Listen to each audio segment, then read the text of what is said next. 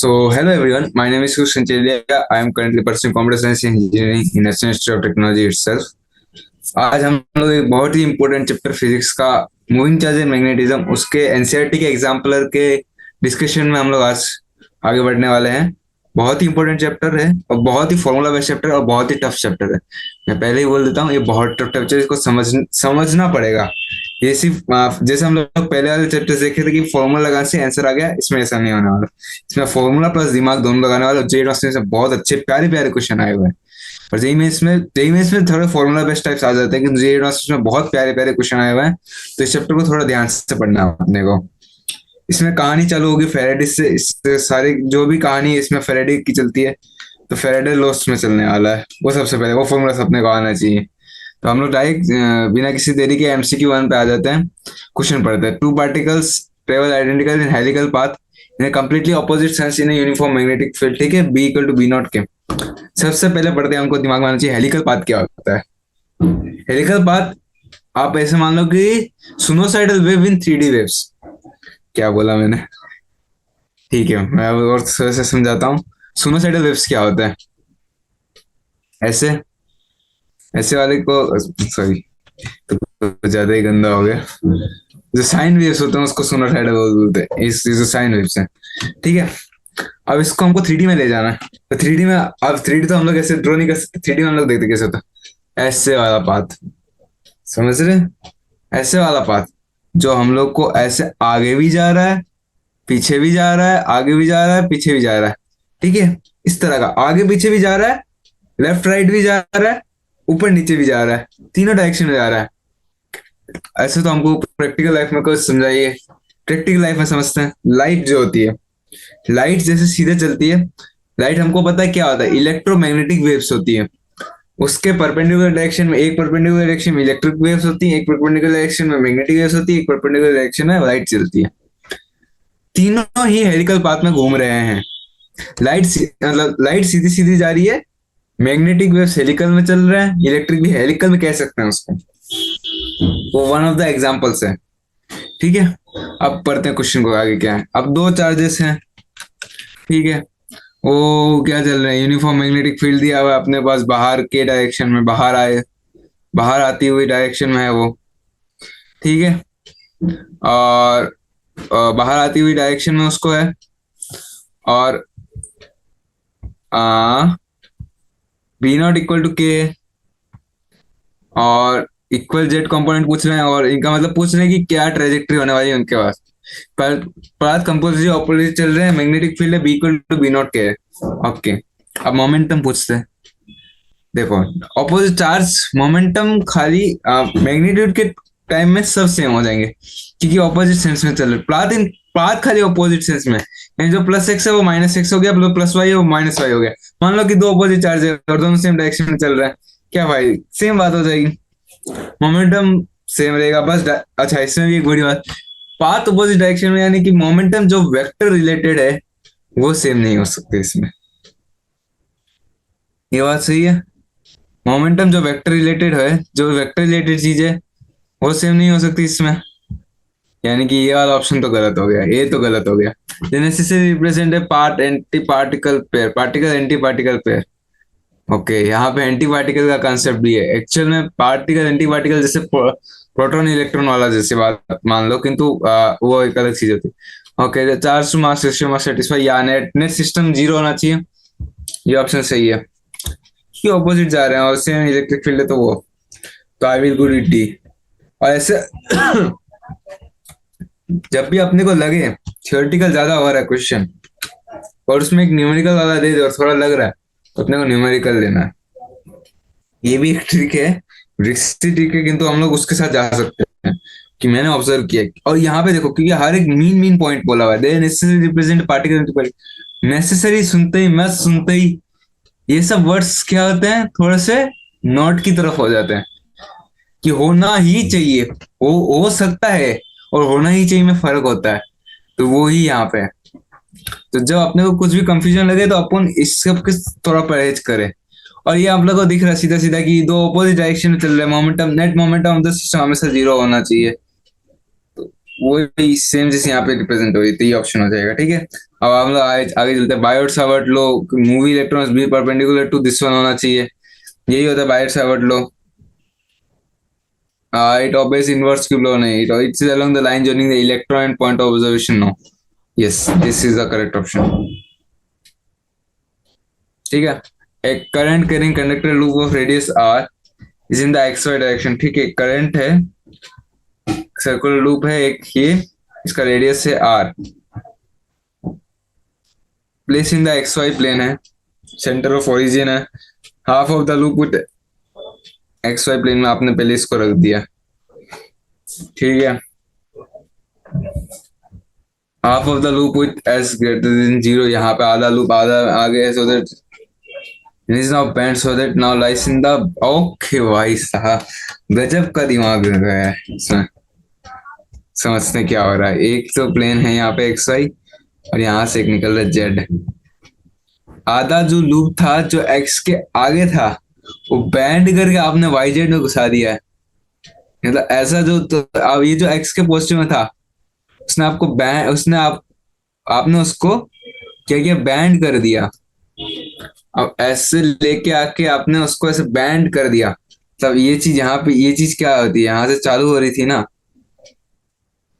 और ये चीज यहाँ पे आने की जगह आपने बैंड कर दिया, इसको बाहर खींच के ऐसे कर दिया है, और फिर इसको यहाँ पे ऐसे तार तार जोड़ा हुआ है। ये तार है, हम लोग ऐसे सोच रहे हैं कि ऐसे मोड़ कैसे दिया, ये तार होता है। ये तार ऐसे था, मतलब ऐसे पूरा एक तार था, उसने आपको साइड से ऐसे मोड़ दिया, ट्विस्ट कर दिया। ठीक है, अब बाकी सब पूछ रहे हैं। ठीक है, अब तो दोनों के फ्लक्स जीरो, एक्स वाई में भी आ गए, वाई जेड में भी आ गए फ्लक्स। तो देखते हैं आगे ऑप्शन पढ़ते क्या है। Schneider's in YZ planes the magnitude of magnetic momentum now diminishes. हाँ, एक्स वाई में अच्छा, मैग्नीट्यूड की बात देखते हैं।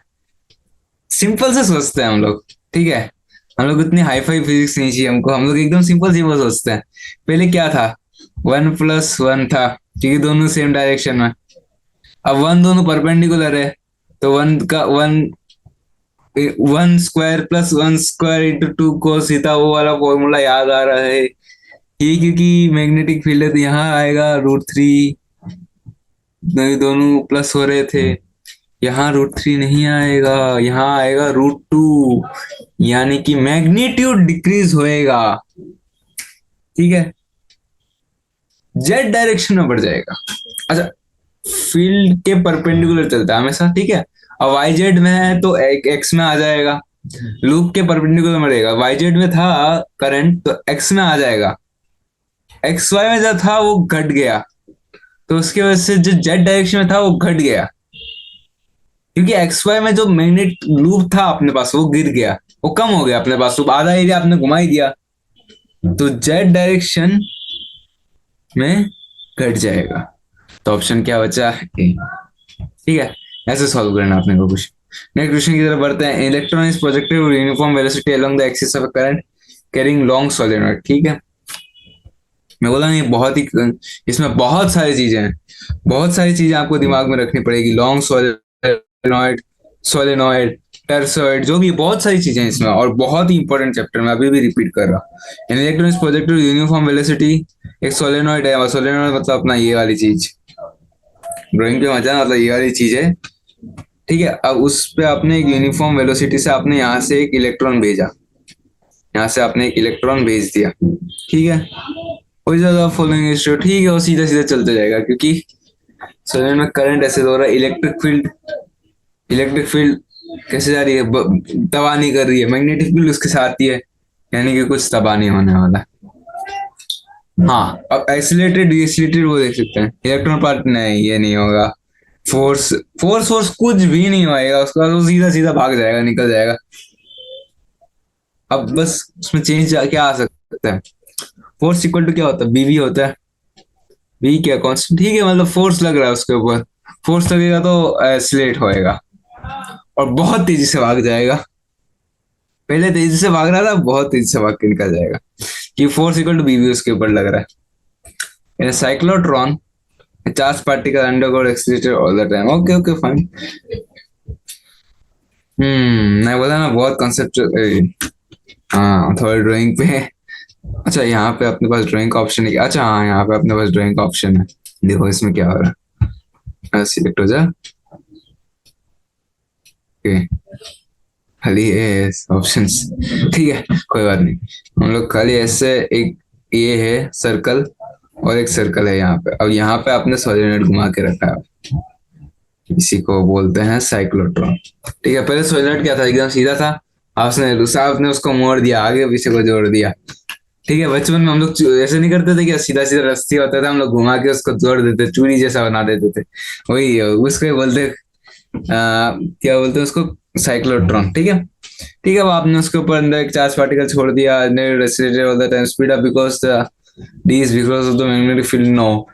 और इसमें आएगा वेक्टर वाला क्वांटिटी, आपके अलोंग द होना चाहिए। Speed up in a d slows down within a d, speed up between the d।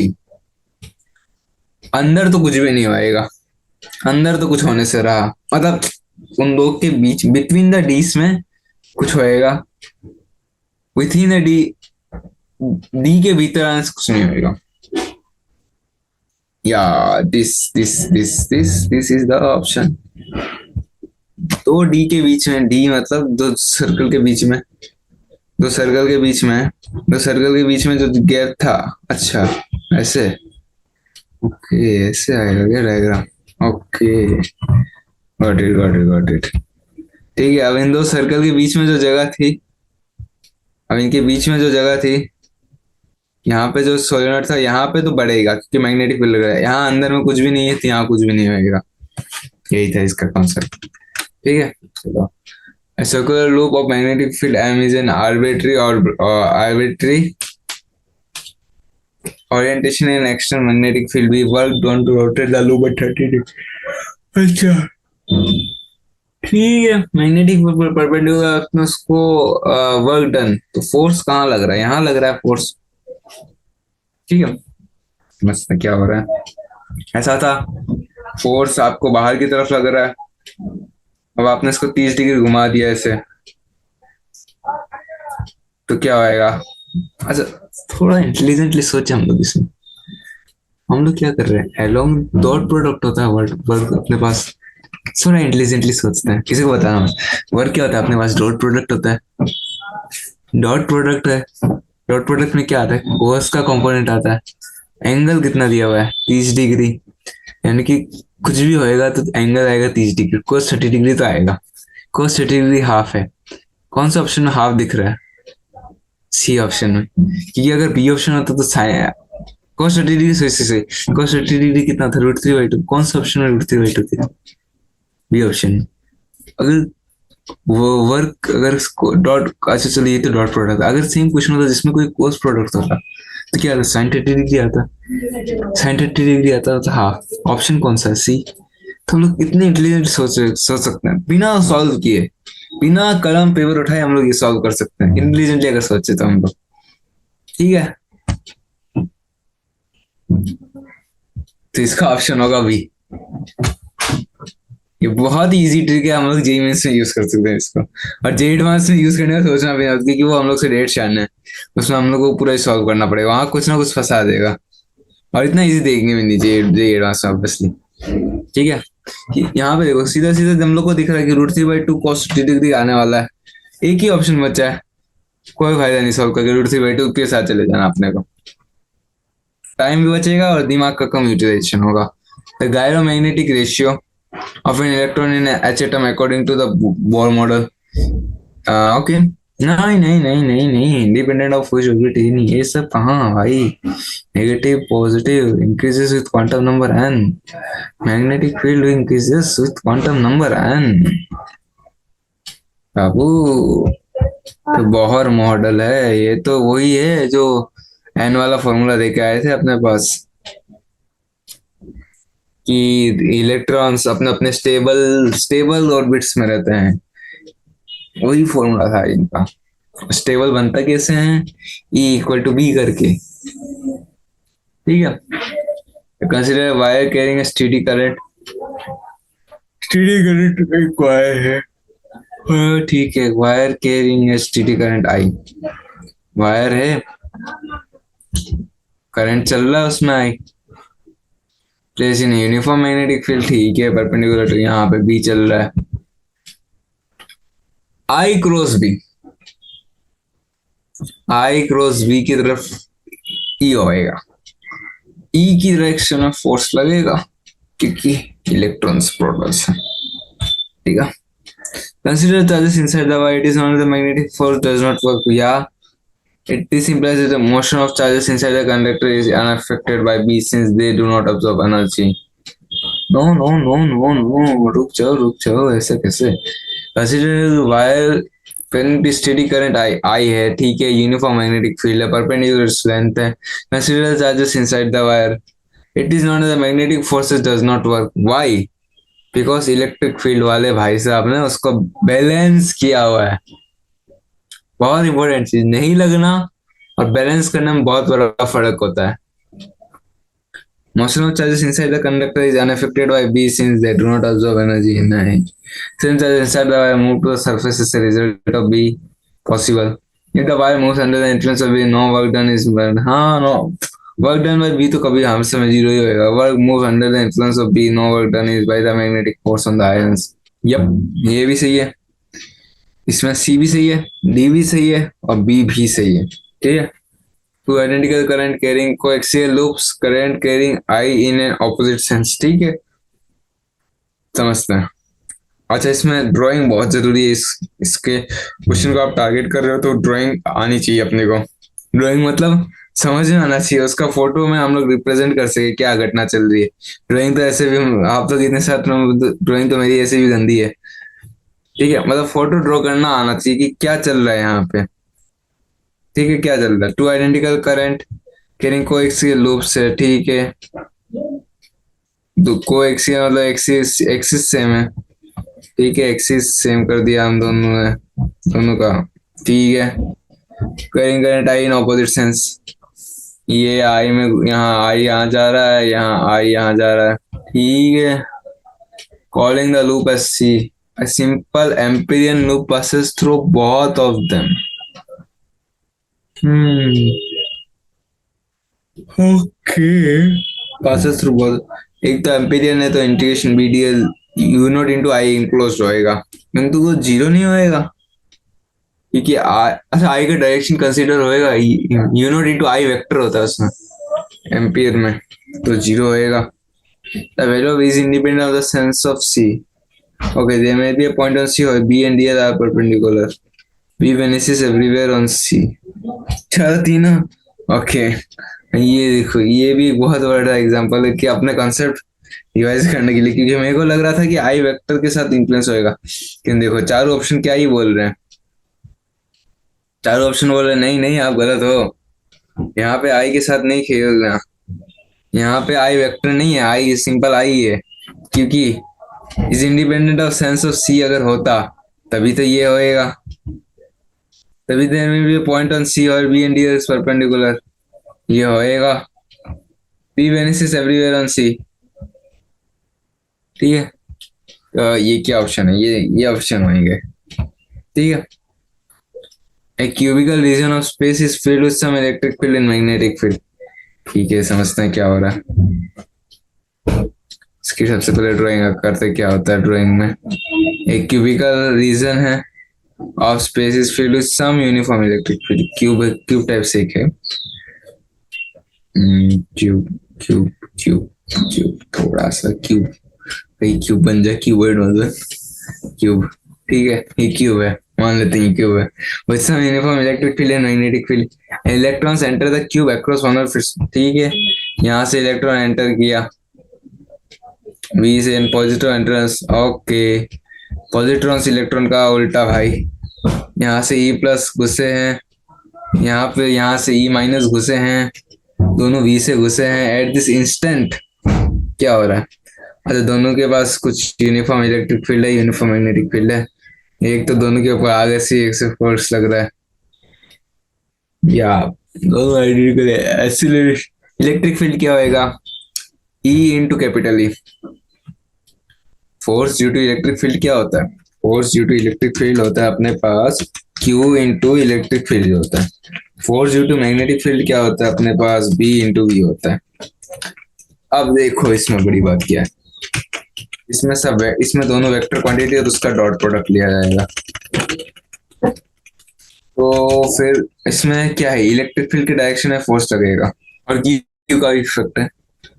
ठीक है, तो इसमें तो ये बदल जाएगा और इसमें डॉट प्रोडक्ट है तो इसमें वेलोसिटी है, एक ही डायरेक्शन है, तो ये प्लस वी है ये माइनस वी है, दोनों के ऊपर मैग्नीट्यूड वाइज सेम लगेगा, non directional wise might not be same. ठीक है, तो ये सही हो गया, ये सही हो गया, और पर्टिकुलर गेन से सब सही है भाई, मैग्नीट्यूड सेम है तो सब सही। Motion of centre of motion is determined by B, या motion of centre wise actually में, क्योंकि वो घुमाता है ना उसको, फिर गलत हो जाएगा। A charged particle will continue to move with constant velocity in a region, constant velocity है। ठीक है, एक wherein, अच्छा यहाँ पे एक है वुड, अगर E zero B zero force ही नहीं लग रहा, ये तो ऑब्वियसली बचपन से जग जाहिर है। अगर ई है और बी है, बी वाला में परपेंडिकुलर में लगाएगा, ई वाला कांस्टेंट वेलोसिटी से घूमना है ना अपने को, वेलोसिटी सेम होनी चाहिए, तो यानी कि दोनों जीरो तो कर दिया वो ठीक है।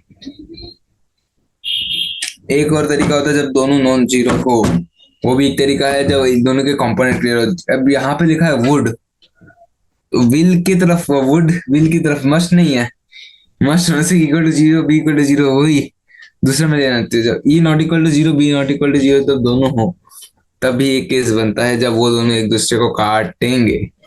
जब काटेंगे तो वेलोसिटी कांस्टेंट रहेगी, जब नेट फोर्स वो दोनों एक दूसरे का जीरो कर देंगे, तो वो भी एक केस है। यहाँ पे वुड है तो वो केस मैंने डिस्कस किया, अगर वुड की जगह यहाँ शुड होता तो equal to zero, B equal to zero ले लेना अपने को, ठीक है, क्योंकि बेस्ट फिट वही है, E equal to zero, best B equal to zero.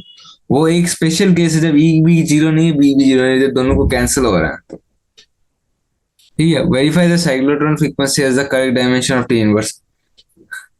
Frequency of T inverse है, ठीक है, ई इंटू बी क्या है, फोर्स,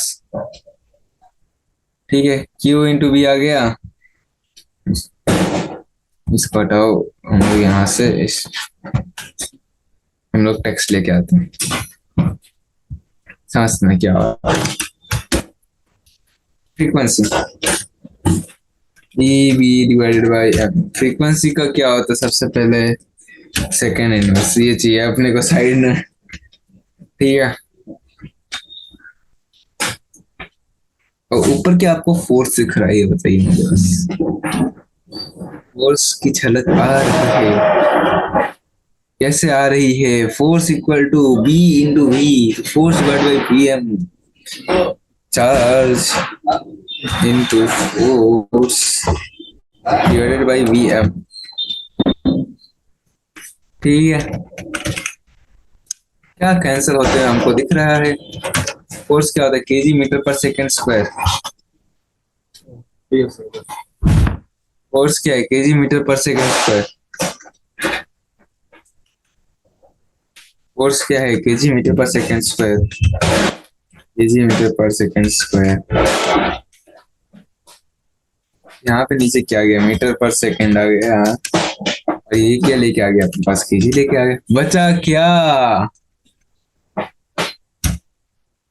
क्या बचा, सेकेंड की यस माइनस वन बचा, यहाँ पे क्या बचा इसमें, मतलब सेम है दोनों, फाइव टी इनवर्स है दोनों का, मतलब so the force does not work to be a velocity independent force, so that a force that does not work must be a velocity independent force, force that does not do work क्या होता है, F into distance, work क्या होता है सबसे पहले, force into distance, force that does not work, या तो दोनों जिस डायरेक्शन में चल रहा है उस डायरेक्शन में फोर्स नहीं लग रहा है, यानी दोनों पैरेलल हो, मतलब परपेंडिकुलर हो, क्योंकि cos 90 जीरो होती है, ठीक है, या तो दोनों परपेंडिकुलर हो, या डिस्प्लेसमेंट जीरो, या फोर्स जीरो, या ठीक है, What that does not work must be a velocity dependent force. सही है ना? अगर वेलोसिटी डिपेंडेंट है फोर्स, तो वेलोसिटी और डिस्प्लेसमेंट तो परपेंडिकुलर होना ही, ठीक है, क्योंकि ये डॉट प्रोडक्ट है। यहाँ पे कॉस का ध्यान रखना पड़ेगा, ठीक है। नेक्स्ट क्वेश्चन की तरफ हम लोग मूव ऑन करें, ठीक है। नेक्स्ट क्वेश्चन है अपने पास,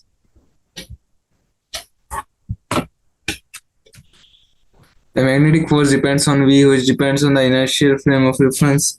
Thus, did magnetic force differ from inertial frame of reference? Is it reasonable that net acceleration has a different value in the different frame of reference? Magnetic force depends on V, which depends on initial frame of reference. Force F depends on V. ठीक है, which depends on initial frame of reference velocity, ठीक है। नहीं नहीं नहीं, is it reasonable that net acceleration has a different value in different? या तो does the magnitude, इसका आंसर है नहीं, नेक्स्ट वाले का आंसर है यस। कारण बिकॉज दोनों क्या है, फोर्स वो वाला क्या है, नीचे वाला क्या है, vector quantity. Frame of reference चाहिए अपने को, और मैग्नेटिक फोर्स क्या होता है, परपेंडिकुलर, वो खाली डायरेक्शन चेंज करने में काम आते हैं। तो अपने को डायरेक्शन ऑलरेडी पता है, अपने को खाली क्वांटिटी चाहिए ना। नीचे वाले में अपने को डायरेक्शन भी चाहिए, क्वांटिटी भी चाहिए, तो अपने को इनिशियल फ्रेम ऑफ रेफरेंस का भी पता चाहिए, ठीक है। Next question, describe the motion of A charge particle in A cyclotron with frequency RF में डबल, फ्रीक्वेंसी डबल हो गई तो फोर्स भी डबल हो जाएगा, तो ज्यादा तेजी से घूमेगा। साइक्लोट्रॉन में तो ऐसे ही वो लुप्त था, ये था साइक्लोट्रॉन अपने पास, यहाँ पे वो घूम रहा था, आपने फ्रीक्वेंसी बढ़ा दी तो क्या होएगा, ज्यादा तेजी से घूमेगा, ठीक है। और कितनी देरी से घूमेगा, डबल किया आपने फ्रीक्वेंसी तो वो 4 गुना होएगा, क्योंकि वहां पे स्क्वायर का मल्टीप्लाई हो रहा है, ठीक है। ठीक है, हम लोग अगर चले नेक्स्ट क्वेश्चन की ओर, क्या है, 2 लॉन्ग वायर है I1 I2 I arrange as shown in the figure this one. The one carrying current I1 is along the axis. 2 long wire है, I1 है, I2 कैरी कर रहे हैं, ठीक है। One carrying current I1 is along the axis is the other carrying current I2 is along a parallel line. The y-axis given by x equal to 0, ठीक है। दोनों I1 I2 घूम रहा current, the one carrying I1 is along axis, यहाँ पे दूसरा वाला parallel to y axis है, ओके ओके। इसके वजह से एक तो पहले इसके खुद के मैग्नेटिक फील्ड की वजह से इसको लगेगा कितना, B इंटू आई। कहाँ लगेगा, I यहाँ जा रहा है, B यहाँ है, इसको बाहर खींचेगा। अपने को किस पे निकालना है, O2 पे निकालना है, ठीक है। यहाँ पे आएगा एक फोर्स, अब यहाँ पे एक है, तो इससे एक इलेक्ट्रिक फील्ड जो निकल रहा है, जो होगा पैरेलल टू एक्स एक्सिस है ना, तो एक्स एक्सिस से ऐसे निकलेगा, वो तो एक एक्स एक्सिस में था ही, वो क्या होएगा, परपेंडिकुलर टू एक्स एक्सिस होएगा, किंतु along the plane which is line,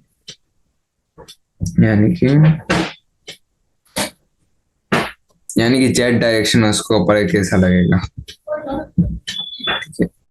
ऊपर जेड डायरेक्शन लगेगा ड्यू टू इलेक्ट्रिक। अब इसके इलेक्ट्रिक फील्ड, इसके मैग्नेटिक फील्ड कैसे होंगे, अलोंग वाई होंगे। अब उसके मैग्नेटिक फील्ड वाई और आई बराबर होंगे, तो फिर उसका कोई इफेक्ट नहीं होगा, तो फिर नेट डायरेक्शन होगा जेड और वाई के बीच में, इस प्लेन में यहाँ पे इस डायरेक्शन में फोर्स होंगे, ठीक है।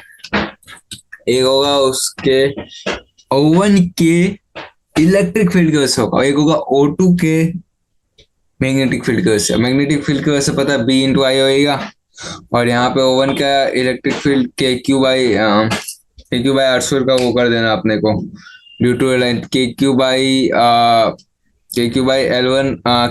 स्क्वायर तो था, है ना। हाँ, के क्यू बाई आर स्क्वायर, तो उसको मल्टीप्लाई कर देना अपने को, ठीक है। KI1I2/R² हो जाएगा, नेट फोर्स ऐसा आ जाएगा, ठीक है। नेक्स्ट क्वेश्चन हम लोग ऐसे की तरफ चले। A current carrying loop of three identical quarter circles of radius r lying is positive coordinates of this one. Okay, okay, okay. ठीक है, करंट कैरिंग लूप है, consider three identical quarter circles, ठीक है। क्वार्टर सर्कल्स है, of radius r है, XY में एक है, यहाँ पे एक है। ओके, बाप रे, ये तो बहुत ही खतरनाक है। एक यहाँ पे है, एक यहाँ पे है ऐसे, और एक ऐसे है। बाप रे बाप, इतना खतरनाक लूप है। यानी तीन ही डायरेक्शन में बी लगा देंगे वो, तीनों डायरेक्शन में बी है, तीनों डायरेक्शन में ये है, मस्त खेल रहे हैं बी, बीच का जीरो हो जाएगा। अब इसकी वजह से कहाँ लगेगा electric field? Along x direction में। इसकी वजह से इलेक्ट्रिक फील्ड कहाँ लगेगा? XY वाले की वजह से जेड डायरेक्शन में। इसकी वजह से magnetic field, sir electric field क्यों बोल रहा हूँ कब से मैं, यहाँ लगेगा, इस डायरेक्शन में लगेगा। तीनों डायरेक्शन में इलेक्ट्रिक बी घूम रहा है, बार बार इलेक्ट्रिक फील्ड निकल रहा है, तीनों की वजह से मैग्नेटिक फील्ड निकल रहा है। Okay, find the direction of magnitude of B at the origin, और द ओरिजिन तो जीरो हो गया क्योंकि सबके वजह से लग रहा है। अच्छा सॉरी, एट द ओरिजिन ही सबसे ज्यादा होगा, क्या बोल रहा हूँ मैं, eight the origin electric field zero होगा, मैग्नेटिक फील्ड तो सबसे ज्यादा होगा। उसमें लगेगा कैसे? इस तरफ, इस तरफ, इस तरफ, और हर एक का एरिया के साथ KQ/R होता है ना, तो यहाँ पे अपने पास एक चौथाई है, एक चौथाई है, और उसके बाद एक चौथाई है, तो डिवाइड/R होगा, ठीक है, ठीक है, ठीक हो जाएगा ऐसे, और इंटू 3 हो जाएगा। अच्छा, एक मिनट इन दोनों का नेट जीरो तो नहीं हो रहा, तो चलो नेट जीरो ही हो गया। IK plus JK plus KK, हाँ वो कैसे जीरो है? तीनों डायरेक्शन लगा KQ/R, वो वाला इंटू आई, वो मतलब IK plus JK plus KK, तीनों डायरेक्शन में एक ही जैसा लगेगा, ठीक है। A charge particle of charge E at mass m is moving in electric field E and magnetic field B, ठीक है। ये चार्ज पार्टिकल है, चार्ज E है, मास m है, इलेक्ट्रिक फील्ड E है, मैग्नेटिक फील्ड B है। Construct the dimensionless quantities and quantities with dimension. वाह वाह वाह वाह वाह वाह, डायमेंशनलेस क्वांटिटीज। सबसे पहले quantities dimension time inverse frequency, ठीक है। और डायमेंशनलेस क्वांटिटी क्यों आएगा? Force due to electric field divide by force due to magnetic field, वो हो जाएगा, उनका जो रेशियो होगा वो सब आएगा, ठीक है। और क्वांटिटीज टाइम इनवर्स तो डेफिनेटली देखो फ्रीक्वेंसी हो गई अपने पास, और फ्रीक्वेंसी की जितनी भी सब्सिडरीज है, ओमेगा ओमेगा जो भी है, वो सब उसके डायमेंशन बदल देंगे, ठीक है। An electron center with velocity v naught I cap into a cubical region faces parallel to the coordinate space. Okay. ठीक है, इलेक्ट्रॉन सेंटर into cubical, ये थोड़ा सा अभी जस्ट किया नहीं था। चलो देखते हैं आगे क्या क्वेश्चन है, ठीक है। इलेक्ट्रॉन है, यहाँ से घुस रहा है, ठीक है, ठीक है। ओके, स्पाइरल है, डायरेक्शन स्पाइरल चल रही है उसकी, क्या किया जा सकता है? उससे क्या हो रहा है? इलेक्ट्रॉन ऐसे चल रहा है, और इसके बाद यहाँ पे ये गोल गोल गोल गोल गोल घूम रहा है, ठीक है। अब क्या हो रहा है समझते हैं, हम लोग सारे केसेस लेते हैं इसमें, ठीक। और ये आगे वाले काफी फॉर्मूलाज का रेफरेंस बनेगा, तो उसमें थोड़ा ध्यान देखो। गोल गोल घुमाना यानी कि जो मैग्नेटिक फील्ड है वो अपना डायरेक्शन तय करती है, तो सबसे पहले मैग्नेटिक फील्ड तो वी के परपेंडिकुलर होगी, क्योंकि वी क्रॉस वी होता है अपने पास, वी था अपने पास इस डायरेक्शन में। तो अब बात आ गई मैग्नेटिक फील्ड, या तो यहाँ होगी या यहाँ होगी। अब वो आगे क्या कांस्टेंट वेलोसिटी के साथ बढ़ रहा है ये देखते हैं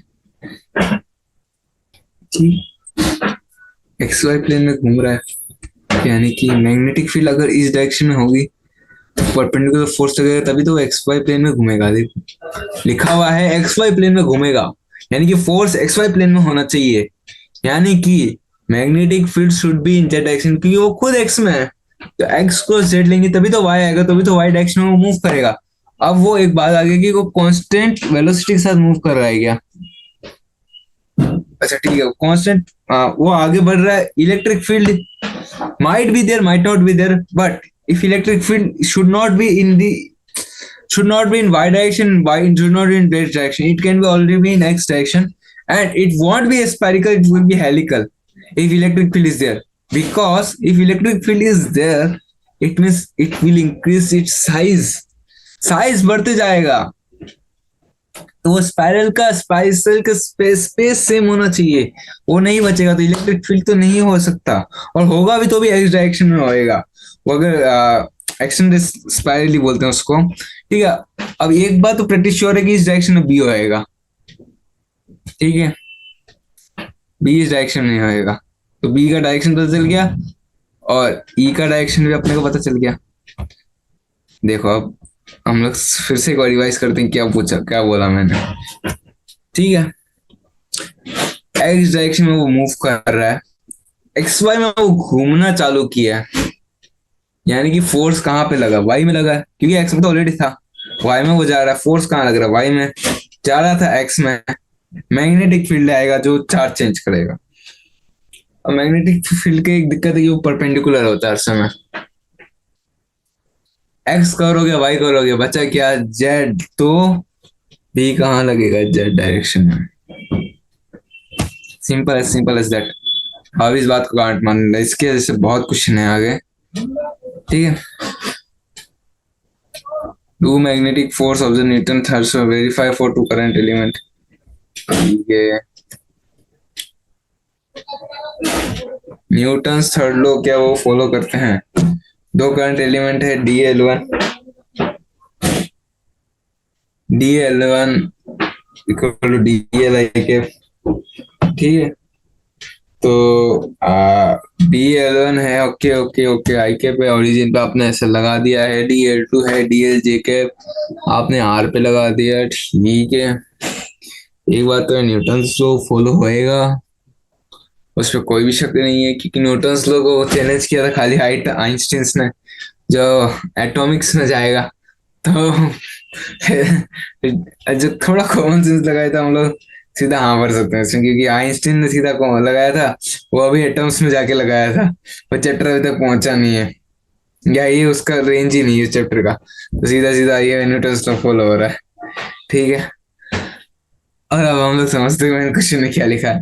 verify for two current element DL1 equal to DLI cap located at the origin and DL2 equal to DLJ cap located at 0R0, बहुत कैरी करंट आई, बहुत सुंदर। दो करंट है, DL1 equal to DLI cap, एक इधर चल रहा है current, DL2 equal to DLJ cap, एक करंट इधर चल रहा है, एक मैग्नेटिक फील्ड लगा देते हैं, बहुत प्यारा हो जाएगा। एक मैग्नेटिक फील्ड कहाँ लगा है? दोनों के जहां परपेंडिकुलर। ओके, एक सेकंड बस होल्ड रखना, मैं इसको चार्ज पे, ठीक है। Sorry for the interruption. तो हम लोग फिर से यहाँ पे चालू करते हैं। अब अपने पास क्या चल रहा है? मैग्नेटिक अपन ने परपेंडिकुलरली लगा लिया है। अब अपने पास एक दिक्कत है, यहाँ पे परपेंडिकुलर, तो इसके ऊपर फोर्स कहाँ लगेगा? एक यहाँ बाहर इस तरफ, वो तीनों हाथ अंगुली वाला लगाएंगे तो कहाँ आएगा? इसके ऊपर फोर्स आएगा इस तरफ, इसके से इसकी इलेक्ट्रिक फील्ड कैसे रहेगा? इसके ऊपर ऐसे रहेगा, तो ये कहाँ आएगा? यहाँ नेट फोर्स कितना रहा है? 0, ठीक है। नेट सिस्टम मूव नहीं करना चाहिए, ठीक है। सिस्टम मूव नहीं करना चाहिए। ऐसा ना हो कि दोनों भागते जा रहे भागते जा रहे भागते जा रहे, ऐसा नहीं होना चाहिए। यही प्रूफ करना। अब यहाँ इलेक्ट्रिक फील्ड है, यहाँ पे मैग्नेटिक फील्ड है, यहाँ पे करंट दौड़ रहा है, फोर्स कहाँ लगेगा? कहाँ? नीचे, इसके ऊपर नीचे लगेगा फोर्स। इसके ऊपर कहाँ लग रहा था? ऊपर। इसकी वजह से इसकी इलेक्ट्रिक फील्ड में कहाँ लगेगा फोर्स? कहाँ? ऊपर। तो नेट कितना हो रहा है?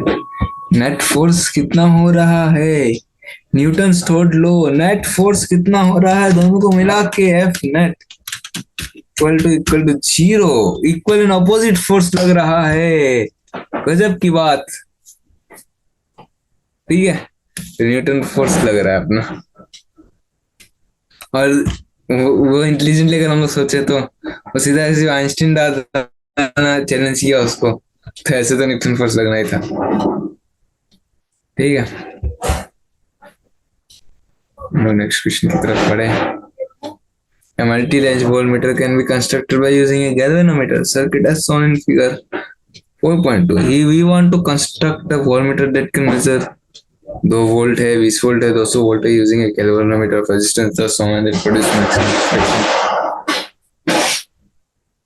ठीक है, multi-range voltmeter can be constructed by using a galvanometer as shown in the figure. This one we want to construct a voltmeter that can measure 2 volt है, 20 वोल्ट है, 200 वोल्ट है। ठीक है, the songs registrations and the produce maximum and one from the island that have to be used.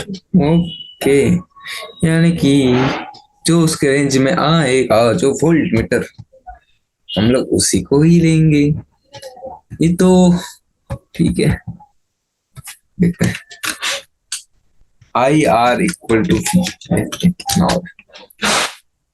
1 milli ampere यानी 10 की power -3 into 10 यानी कि 0.02 volt है। बहुत ही कम वोल्ट है ना। 1 मिली एम्पियर यानी कि 10 की पावर -3। रेजिस्टेंस कितना है? 10 ओम है। ठीक है ठीक है ठीक है ठीक है ठीक है ठीक है।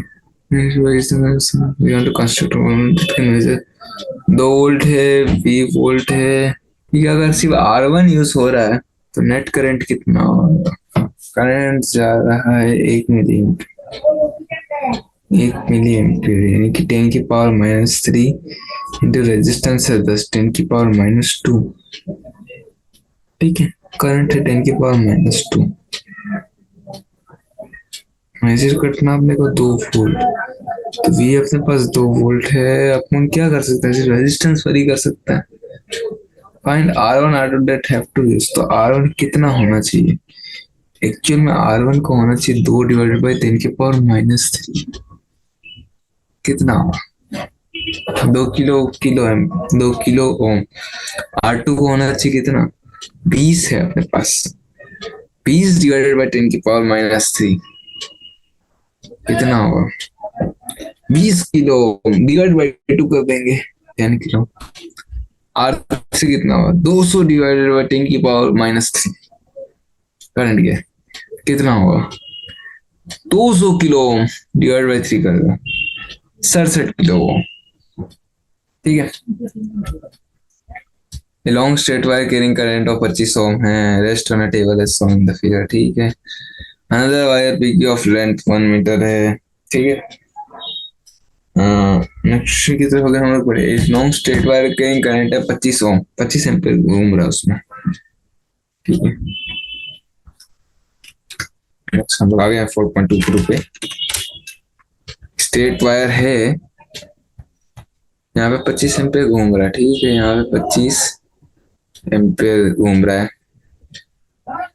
25 एम्पीयर यहाँ पे घूम रहा है। Another wire PQ of length 1 metre, यहाँ पे ये हेलो हेलो हेलो, वहां पे वो 1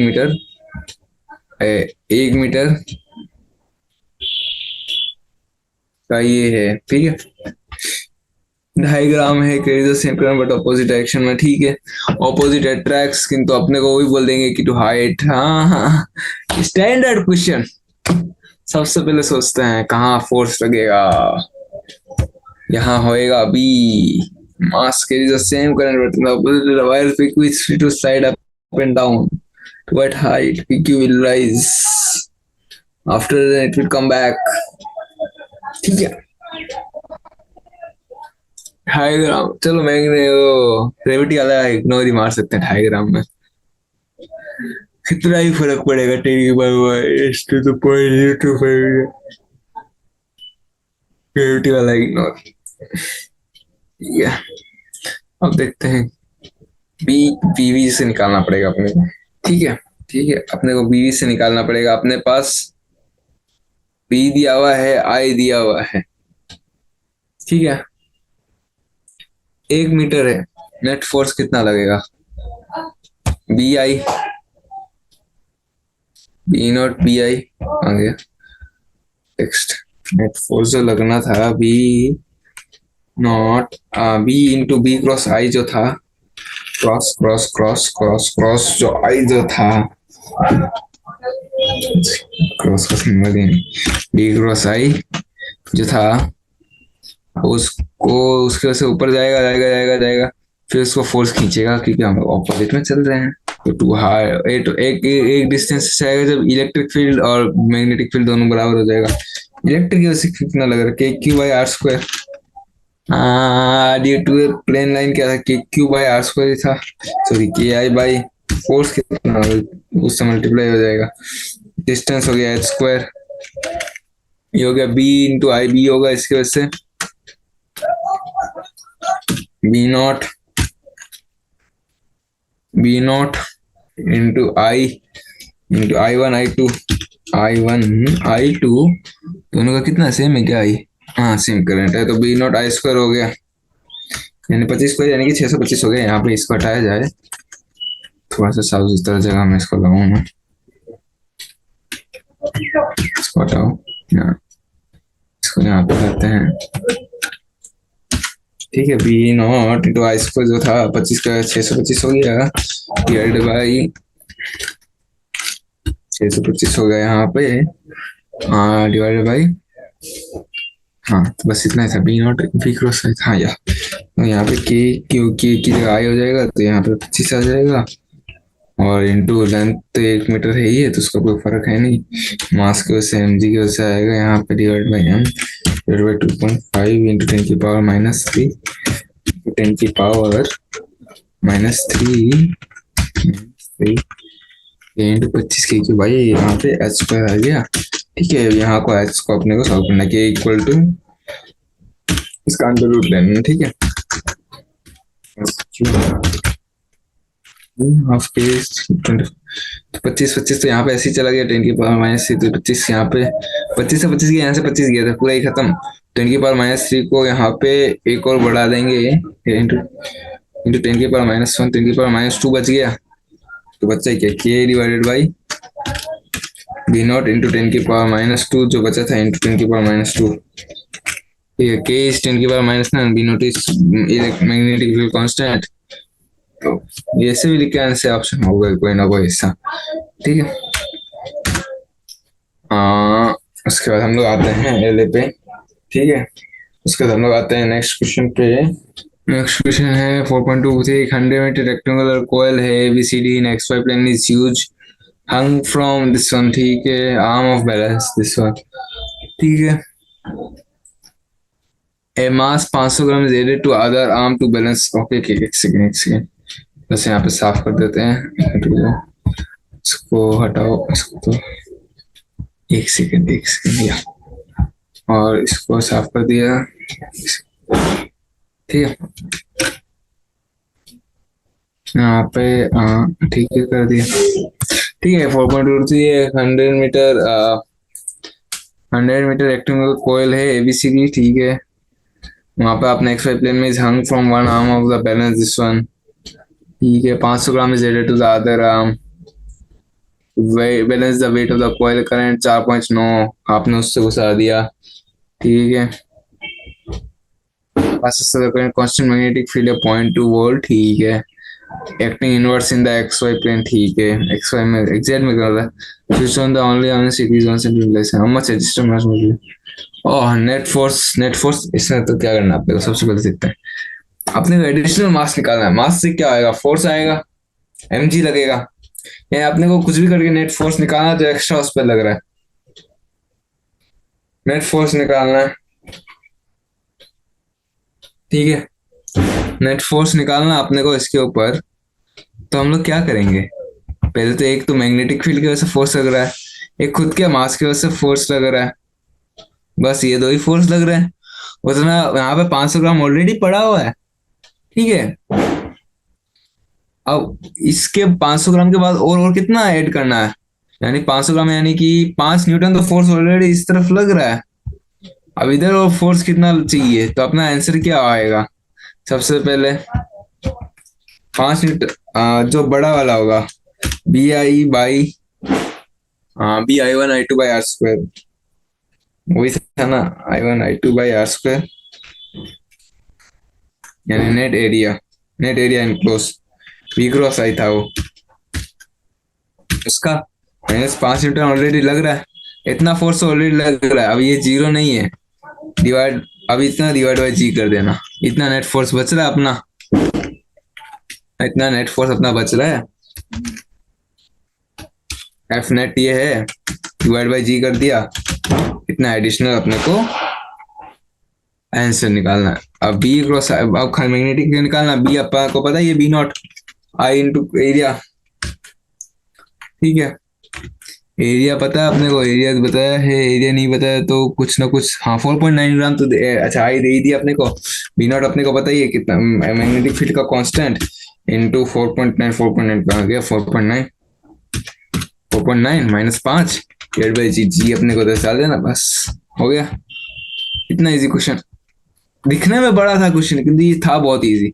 इस तरह के भी जेई जेई मेंस भ्रम डालने वाले क्वेश्चन रहेंगे।